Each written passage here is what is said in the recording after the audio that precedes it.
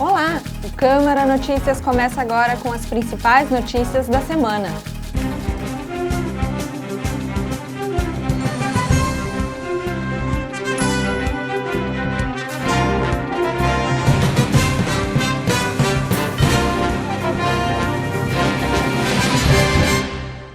Livro sobre futebol na neve, que inclui o Grêmio Esportivo Bagé, é lançado na Rainha da Fronteira. Pé Frio, Futebol e Neve no Brasil, é o nome do segundo livro de Henrique Porto. O autor veio a Bagé fazer o lançamento do livro na quinta-feira, 15 de outubro. O trabalho é resultado de 4 anos de pesquisa e resgata detalhes de 8 partidas realizadas no Brasil com neve, algumas delas acontecidas na década de 70. A ideia surgiu quando Henrique pesquisava sobre o seu time do coração, que é o Juventus de Jaraguá do Sul, Santa Catarina. O livro traz ainda um resgate histórico de todos os jogadores envolvidos nas partidas, com nome completo, data de nascimento, clubes por onde passaram, de homenagear quem não é tão conhecido. O Grêmio Esportivo Bagé também tem espaço entre as páginas. Sim, o Grêmio está no livro, né? Ele jogou contra o Caxias, do Felipão. O Felipão estava naquele time lá, era o zagueiro central daquele time. 30 de maio de 79 foi a partida. E eles saíram daqui de Bagé para jogar então, lá em Caxias do Sul. Aí o pessoal que foi daqui de Bagé para lá, tem uma história também engraçada que o Julinho, o jogador, me contou, que a maioria era aqui da região e não saía muito aqui da região. Então quando chegou em Porto Alegre, que era mais ou menos no meio da viagem, o treinador levou eles para conhecer o aeroporto de Porto Alegre, que a maioria não conhecia, nunca tinha visto um avião, um aeroporto, né? Então levou o pessoal para conhecer. E aí, enquanto isso, o Aita, que estava na Serra, em Lua de Mel, estava em Gramado, aí ele foi lá direto para Caxias disputar a partida. Terminou 1-0 esse jogo para o Caxias, né? Derrota por 1-0, mas é um jogo que entrou para a história então do Grêmio Bagé, clube centenário aqui da cidade, né? Esse ano fazendo centenário. Então é uma partida que entra para a história do clube por essa peculiaridade. Algumas figuras muito conhecidas no mundo do futebol têm situações relatadas no livro, assim como casos curiosos. Bom, o Felipão eu entrevistei para o livro, tem um capítulo que fala especificamente sobre o Felipão. Paulo César Caju, que é um jogador famoso, jogou pelo Grêmio também na neve, né? Aquele time todo do Grêmio que jogou contra o Esportivo em 79, era um time muito forte, Tarcísio e outros jogadores que tinham lá. Tem a história de um goleiro que vestiu meia calça para jogar, ele via as mulheres no baile com meia calça e elas não passavam frio, então ele achou também interessante usar meia calça para jogar. Teve a história de jogador que tentou chorar e as lágrimas congelaram porque estava muito frio. Tem várias histórias que surgiram ali a partir das pesquisas, né? Mas o jogador famoso mesmo é o Filipão e o Caju que estão nesses jogos. Hoje, possivelmente, estes jogos não aconteceriam com neve. Não por alguns motivos. Primeiro porque hoje em dia adiariam os jogos, né? Seriam adiados. Outro porque teve uma mudança de calendário no Brasil. Nessa época os jogos aconteciam no meio de semana, que eram dos campeonatos estaduais. Então todos os jogos são válidos para o campeonato estadual, gaúcho e catarinense. Hoje em dia, meio do ano é mais campeonato brasileiro. Então se joga menos no meio de semana, né? E outra questão, tem uma faixa no Brasil onde é propício nevar. Então tu pega ali Caxias do Sul, né? Tu pega Chapecó, Lages, são cidades onde costumam ter mais neve. Só que esses times já não disputam mais Série A, Série B de brasileiro. Série B ainda tem, né? Mas Série A e tal. Então é difícil tu conciliar a questão da neve. Aí desde 79 que não acontece mais jogos na neve no Brasil. A ideia do autor é que seu trabalho se eternize como fonte de pesquisa e inspiração para novas obras. Tomara que o livro também, além de servir como base de pesquisa, ele inspire outras pessoas a escrever também. Que isso acho que é o mais legal, sabe? Alguém que leu esse livro e fala assim, agora que também quero escrever alguma coisa sobre o meu time, sobre minha cidade, ou sobre outra particularidade, né? Brigada Militar realiza entrega de presentes de Dia das Crianças em bairros da cidade. A campanha do 6º Regimento de Polícia Montado, o 6º RPMON, e do Pelotão Ambiental da Brigada Militar em Bagé, arrecadou, entre brinquedos, livros, máscaras e guloseimas, mais de 600 unidades. Uma iniciativa que teve respaldo na comunidade, no empresariado, nos colegas policiais civis e entre as famílias brigadianas.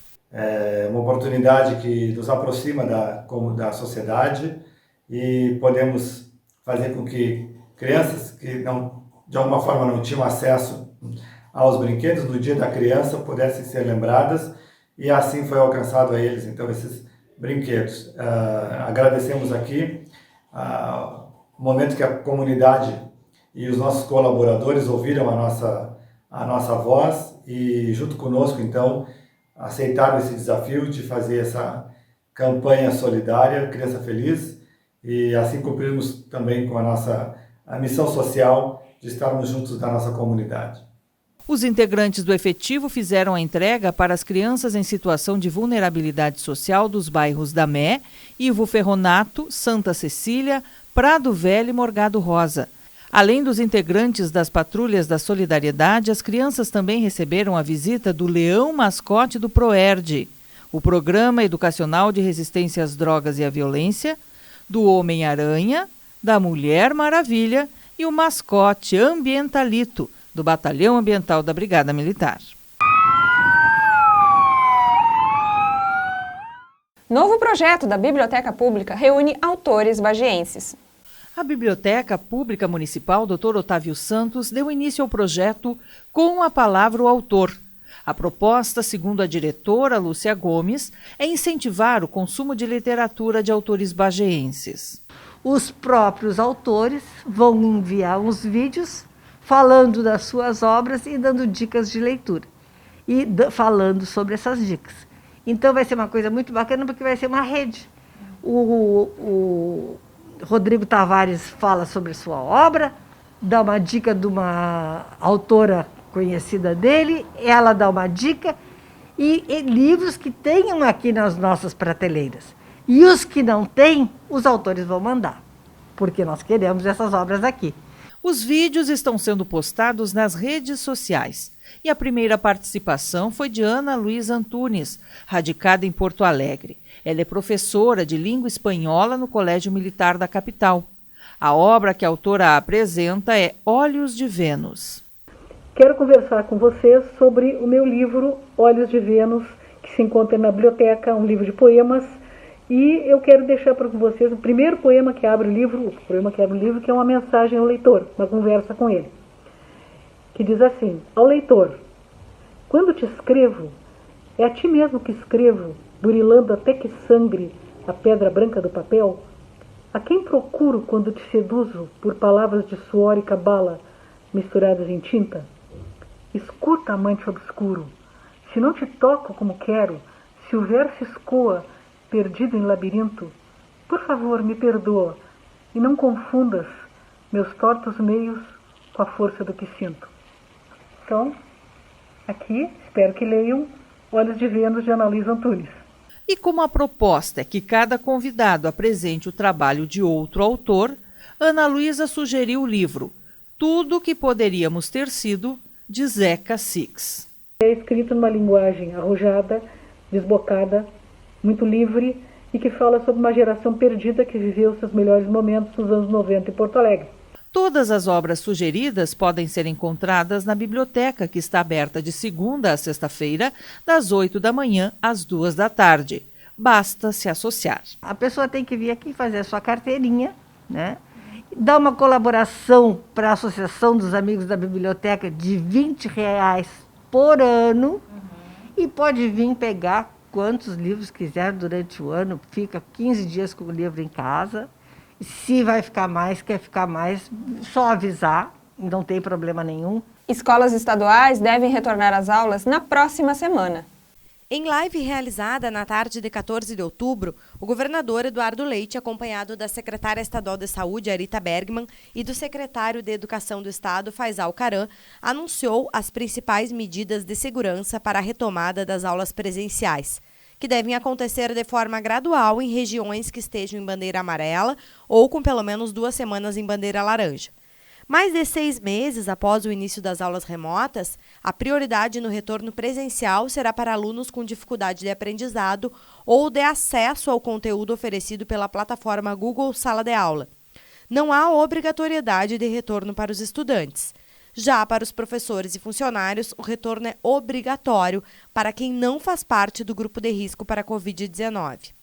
A retomada inicia pelos ensinos médio e técnico estadual a partir de 20 de outubro. Pelos anos finais do ensino fundamental, 6º ao 9º ano, no dia 28 de outubro. Já os anos iniciais do ensino fundamental, de 1º ao 5º ano, as aulas presenciais podem ser retomadas a partir de 12 de novembro. Para esse retorno, o governador anunciou um investimento de 270 milhões, sendo 15,3 milhões específicos para aquisição de EPIs distribuídos nas escolas. Ao todo, serão mais de 9 mil termômetros infravermelho, 328 mil máscaras infantis, 1,9 milhões de máscaras infanto-juvenis e 1,3 milhões de máscaras para adultos. Além disso, o recurso será destinado também para garantir capacitação de professores, contratação de professores e profissionais de apoio e materiais de desinfecção. As escolas deverão obedecer a alguns critérios para a retomada, de acordo com as especificações do Decreto 55465, de 5 de setembro de 2020. Por exemplo, só será permitida a atividade presencial, dependendo da bandeira, com capacidade de 50% de alunos por sala de aula, com distanciamento mínimo, materiais individuais e proibição de atividades coletivas que envolvam aglomeração ou contato físico. Os horários das aulas serão escalonados com turnos reduzidos para possibilitar a higienização adequada dos espaços e sistemas de revezamento, de forma a garantir o teto de operação e as regras de distanciamento conforme os espaços disponíveis e o número de alunos. Os fluxos, portanto, serão definidos pela gestão de cada escola. O Sindicato dos Professores Estaduais do Rio Grande do Sul, CEPERS, realizou um ato de protesto no dia 15 em frente à Coordenadoria Regional de Educação. Estamos no Outubro Rosa e para falar sobre o câncer de mama, trazemos a história de força da Miriam.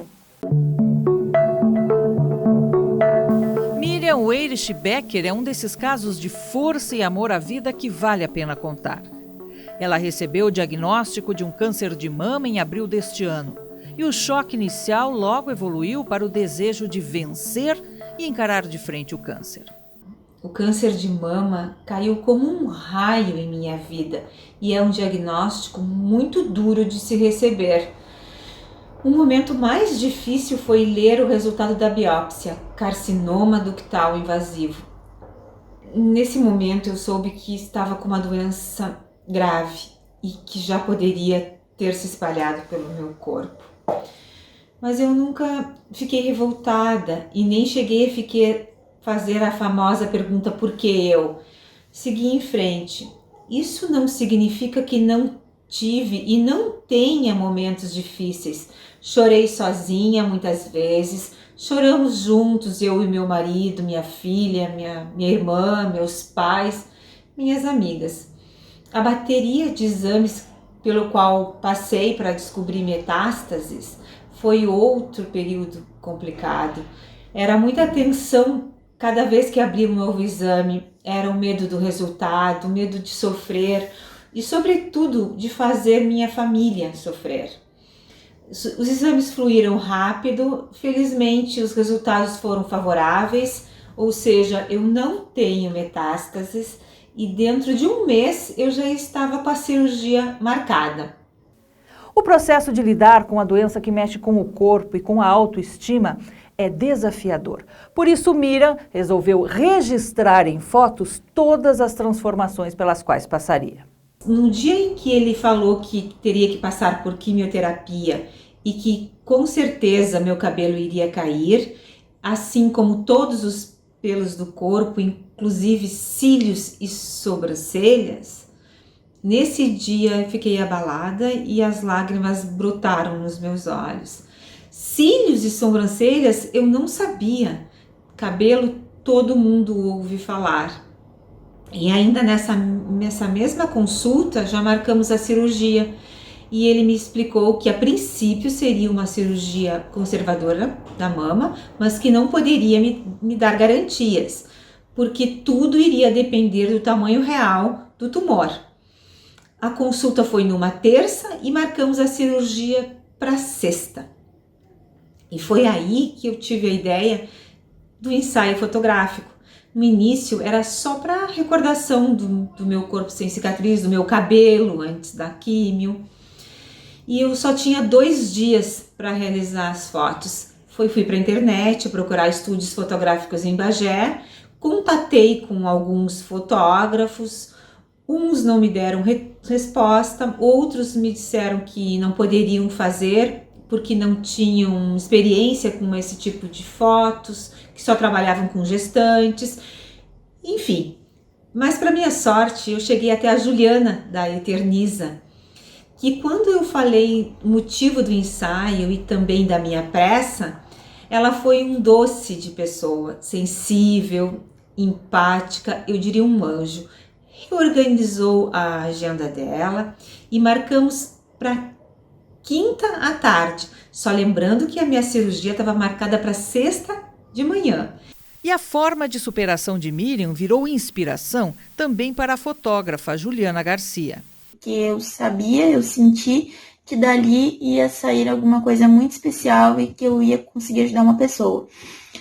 Na noite, quando começamos a acertar os detalhes do ensaio, aí que a Miriam me comentou que ela tinha sido diagnosticada com câncer de mama e que ela gostaria de fazer umas fotos para eternizar aquele momento, registrar ela com cabelo antes do tratamento, fazer algumas fotos mais sensuais, também para registrar a mama antes da operação. Nesse momento eu já comecei a fazer a minha preparação para o ensaio. Era uma coisa que eu nunca tinha feito, era uma experiência que eu nunca tinha tido, então eu comecei a pesquisar algumas ideias para a gente fazer no outro dia as fotos.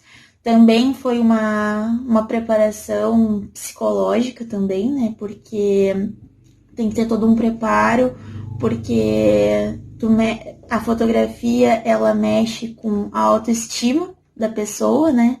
Então, eu me senti muito feliz em poder estar ajudando ela, entendeu? De uma certa forma, através do meu olhar. E olhando o resultado das fotos, eu percebi que eu não tinha o direito de ficar com ela só para mim. Eu trabalho na saúde, faço parte do programa Saúde da Mulher em Candiota e senti a necessidade de mostrá-las para alertar quão silencioso o câncer de mama é no início. E o fato de torná-las públicas, além de inspirar outras mulheres, também me permitiu receber ajuda dos amigos, da família e, sobretudo, de mulheres que estão passando ou já passaram pelo mesmo problema que eu. E é esse apoio que recebo que me mantém forte e que me anima e me alegra nos momentos mais difíceis. Outro apoio fundamental, e especialmente para manter uma boa autoestima, é o que eu recebo do meu marido, que é sempre muito carinhoso comigo, não poupa elogios e que me acompanhou em quase todas as consultas e também aceitou e apoiou a ideia de fazer o ensaio fotográfico junto comigo. E aí veio a superação maior ainda: retratar os reflexos do tratamento oncológico no próprio corpo. Então a gente foi para o segundo ensaio e a gente reproduziu muitas fotos do primeiro ensaio e eu digo para vocês, a gente ficou muito idênticas assim, ó. O mesmo brilho no olho, a mesma energia, a mesma força que a Miriam teve no primeiro ensaio, ela demonstrou tudo isso e muito mais nesse segundo, mesmo sem o cabelo, mesmo com uma cicatriz. Ela foi excepcional. É impossível não se emocionar vendo as fotos dela. Eu me emocionei muito quando eu vi ela pessoalmente, não só através das fotos, porque ver ela bem, ver ela com essa força que ela tem, essa força de vontade, que eu acredito que isso mande muito no tratamento, foi muito especial para mim. E, de certa forma, ver que eu estou contribuindo para que ela seja essa pessoa mais forte durante o tratamento, se olhar através da fotografia e ver que ela é linda, independente da fase que ela se encontra, foi uma coisa muito importante para mim. Isso aí me fez crescer tanto como profissional, como pessoa, poder contar a história dela, porque eu digo que eu não faço só fotografias, eu conto a história das pessoas. E poder contar a história da Miriam é uma coisa muito emocionante e eu nunca vou superar essa experiência. Eu creio que a Juliana capta junto com as imagens toda a energia boa que eu recebo e assim faz com que eu consiga me ver e me sentir bonita e amada, apesar de careca, quase sem cílios e quase sem sobrancelhas. E ainda me fez descobrir que toda mulher pode e deve se sentir bonita apesar das imperfeições. São essas incríveis mulheres que inspiraram um projeto da APCAM, Associação de Apoio a Pessoas com Câncer. As fotos ficam em espaços públicos e vitrines da cidade ao longo do mês de outubro. Organizações como a APCAM são fundamentais para prestar apoio às mulheres e às famílias que passam por essa luta. Bagé é uma das unidades que funciona como casa de apoio. A APCAM, Associação de Apoio a Pessoas com Câncer, é uma entidade que não visa lucro.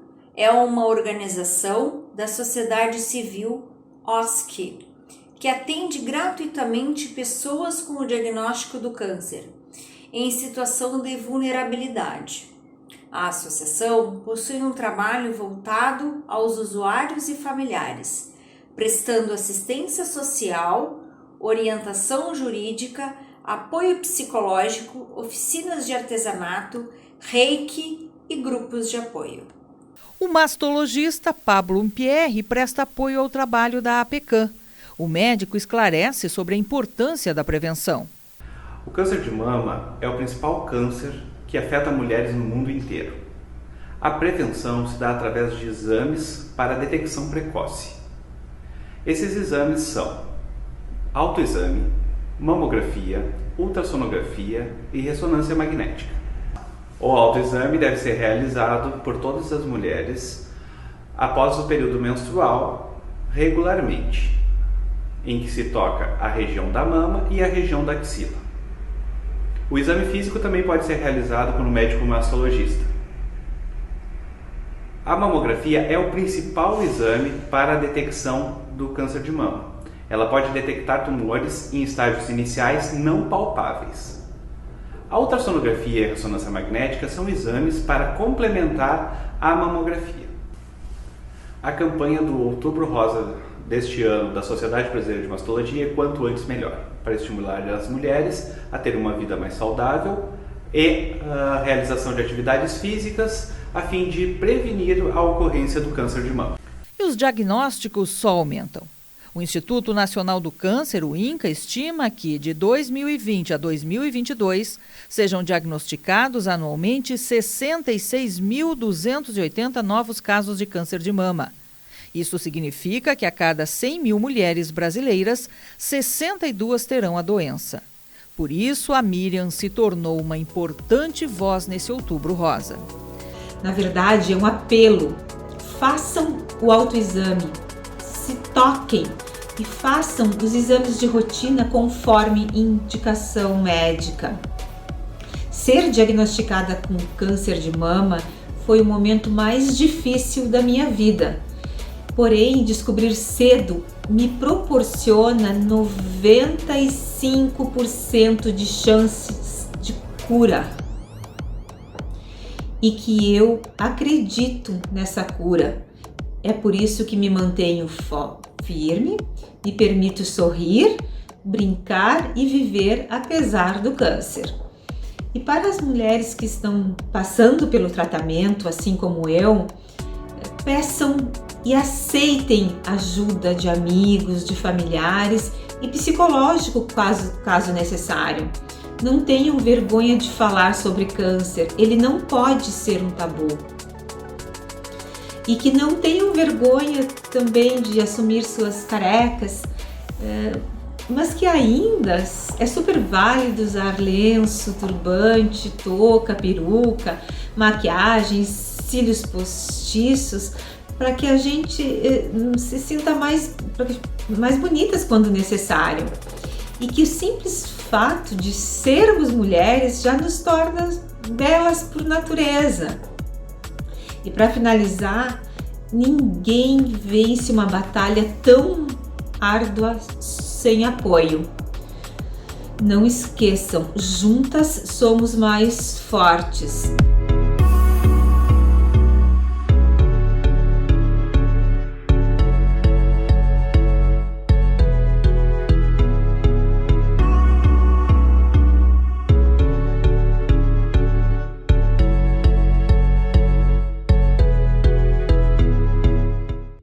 Leonir Garcia estreia a exposição Dimensões.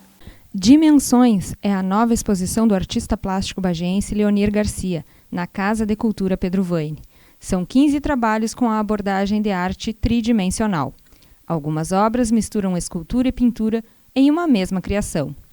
Homens, mulheres, crianças, animais, personagens de fábula e da mitologia ganham expressividade quando o artista incorpora a figura que dá a impressão de estar saindo da tela.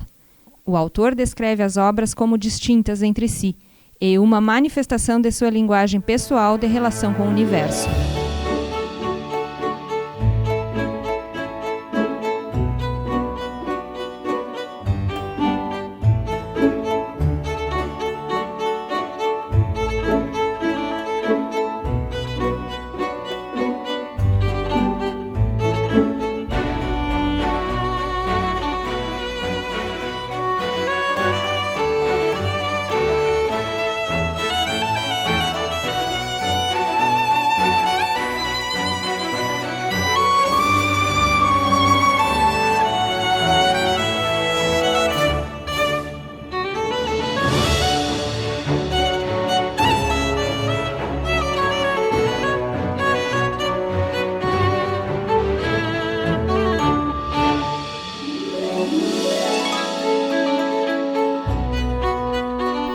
O material exposto está à venda, com valor médio de R$ 1.200.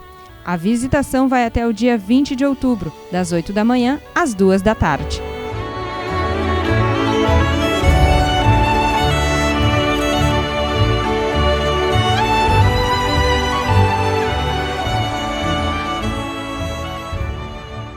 O Câmara Notícias fica por aqui. Voltamos com um programa inédito na próxima sexta-feira. Acompanhe também as redes sociais da TV Câmara Bagé.